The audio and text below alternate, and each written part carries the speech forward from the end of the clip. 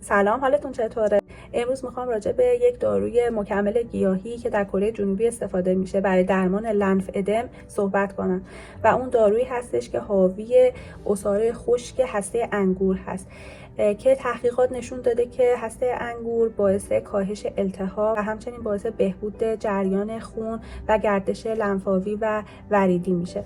پس این دارو رو در درمان لنف ادم بعد از جراحی‌های سرطان سینه استفاده می‌کنن و همچنین برای درمان التهاب و زایدگی و آرتروز مفاصل استفاده میشه.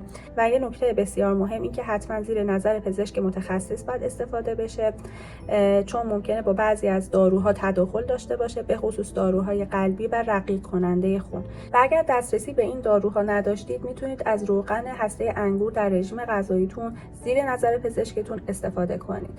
و این نکته بسیار مهمی که همیشه رعایت کنید این که اگر خواستید داروی مکمل گیاهی استفاده کنید از داروخانه‌های معتبر تهیه کنید و از مصرف داروهای دستساز که نام و نشان معتبری ندارن از عطاری‌ها و جاهای اینچنینی خودداری کنید، چون ممکنه بعضی از فرآورده‌های خطرناکی داخل این مواد دستساز باشه. پس خیلی مراقب سلامتیتون باشید.